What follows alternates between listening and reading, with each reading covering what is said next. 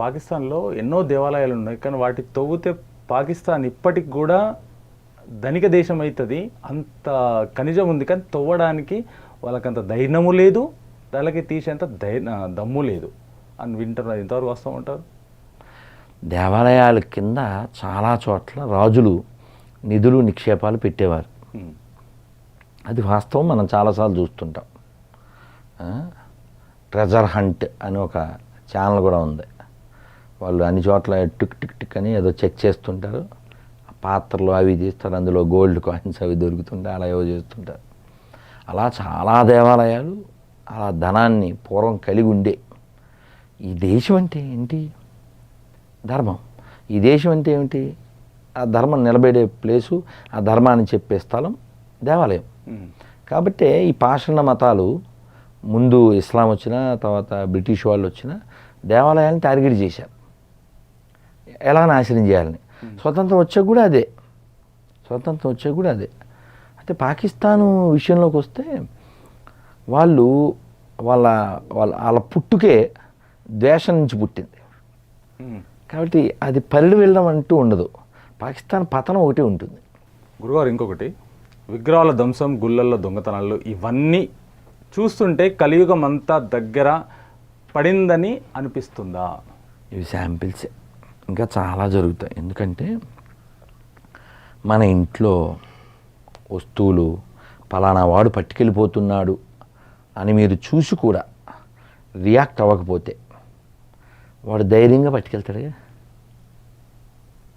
నాకు Muslim call చేసి వరంగల్ ఎక్కడి నుంచో, ఏంది స్వామి అసలు అందులో హిందువులకు సిగ్గులేదా, అన్ని గుళ్ళు నాశనం అయిపోతే రియాక్షనే లేదు.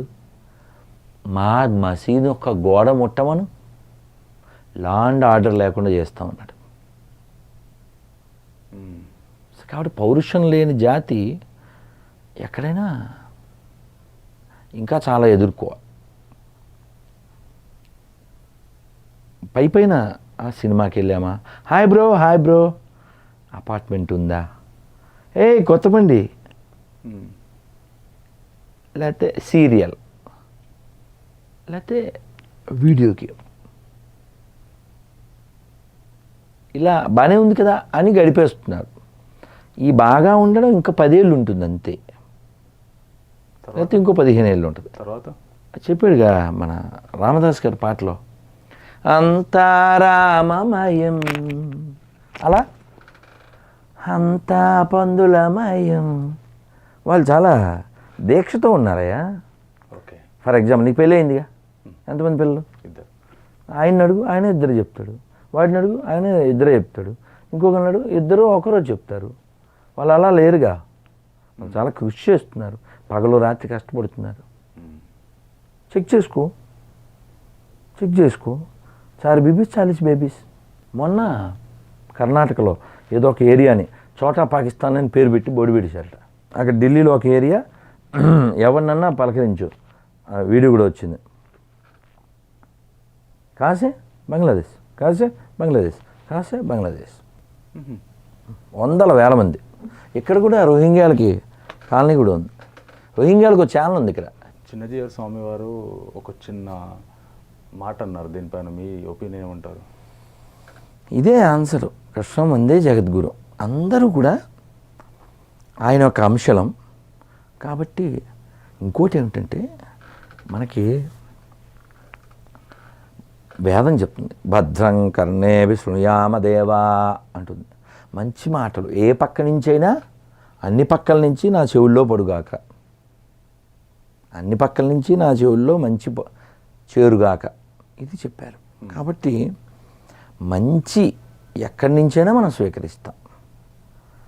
అయితే ఈ దేశం ధార్మికంగా ఒక ఆటుపోట్లని ఎదుర్కొన్న సమయంలో ఒక్కొక్క గురువు, ఒక్కొక్క ఆచార్యుడు ఉద్భవించి జాతిని రక్షిస్తూ ఉన్నారు. అటువంటి వాళ్ళు అగ్రగణ్యులు శంకరాచార్యులు వారు, భగవద్ రామానుజాచార్యులు వారు, మధ్వాచార్యులు వారు, ఎందరో. నవీన కాలంలో అయితే ఏసీ భక్తి వేదాంత స్వామి శ్రీల ప్రభుపాదులు వారు, ఇస్కాన్ ఫౌండర్, వారు ప్రపంచమంతా తిరిగి జస్ట్ 50 ఏళ్ల క్రితమే. సౌత్ ఆఫ్రికా నుంచి సౌత్ ఇండియా దాకా, ప్యారిస్ నుంచి నెల్లూరు దాకా ఎన్నో దేశాలు తిరిగి with in span of 10 years 108 దేవాలయాలు కట్టించి, అందులో కొన్ని చర్చిలు అమ్మేస్తే కొని వాటిని దేవాలయాలుగా చేసి కృష్ణ మందిరాలుగా ప్రపంచమంతా శాకాహారాన్ని, వెజిటేరియనిజాన్ని ప్రోత్సహించి, గోరక్షణ ప్రోత్సహించి, వేద విద్యని ప్రోత్సహించి ఎందరినో ఉద్ధరించారు. అవి ఇప్పుడు 1000 పైన దేవాలయాలుగా మారినాయి. ప్రపంచమంతా కొన్ని వందల వేల కోట్ల మందికి అన్నదానం జరుగుతుంది. ఎన్నో మంచి పనులు జరుగుతున్నాయి. సో కాబట్టి జగద్గురు శిల ప్రభుపాదకి జై అని మేము అంటాం. వాళ్ళు జగద్గురు శంకరాచార్య స్వామికి జై అంటారు. సో జగదాచార్య శ్రీ భగవద్ రామానుజాచార్య స్వామికి జై అంటారు. తప్పేం లేదు. ఇదేం పోస్ట్ కాదుగా ఎవరు సీఎం అనడానికి. మంచి మాట చెప్పిన వాళ్ళు అందరూ గురువులు. విజయవాడ అమ్మవారి గుడిలో ఒక తప్పు జరిగింది, బంగారం దొంగతనం జరిగింది, బాత్రూంలో దొరికింది అని చెప్పేసి వచ్చింది. దానిపైన మీ ఒపీనియన్ ఏంటి? మీకు గుర్తుందా? 4 సింహాలు, వెండి సింహాలు అమ్మవారి ఉయ్యలకో దేనికో ఉండేవి, లేకపోతే రథానికో. అవి పోయినప్పుడు అప్పుడు ఒక తాగుబోతు మంత్రి ఉండేవాడు. అతను ఏమన్నంటే పోయినాయి, సింహాలు పోతే ఏమైంది, వెండి సింహాలు పోయినాయి, చేయించేస్తాం. ఏంది అక్కడ ఆంజనేయ స్వామి చేయరిగిందా, చేయించేస్తాం. అక్కడ రథం పోయిందా, 1 కోటి రూపాయలు, చేయించేస్తాం. దానికి ఏంది మాట్లాడు. ఇప్పుడు అతను మాజీ అనుకోండి, అంత నిర్లక్ష్యంగా మాట్లాడగలిగాడంటే కారణం ఏంటి? ఎవరు ఏం పీకరు, అది కారణం. ధైర్యం. అడిగేవారు లేరంటారు. అదే కదా ధైర్యం.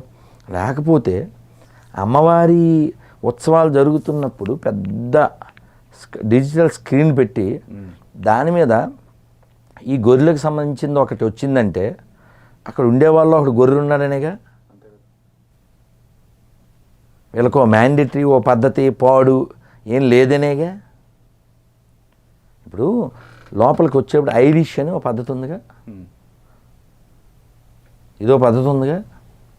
అంటే వాడు ఎంటర్ అవ్వాలిగా, ఇంటికి వచ్చాడు. మరి అలా ఈ వచ్చిన సిబ్బంది ఖచ్చితంగా నామం పెట్టాలి. గుడిలోకి వస్తున్నావు కదా నువ్వు తినేదే గుళ్ళో సొమ్ము కదరా. నేను చెప్పేది ఉద్యోగుల గురించి. సిబ్బంది రోజు వాళ్ళకు 15 నిమిషాలు ఒక కార్యక్రమం ఉండాలి. బుర్రకి ఏదో వచ్చాం, ఆఫీసులో పని ఒకడో, గుళ్ళో అటెండర్ ఒకడో,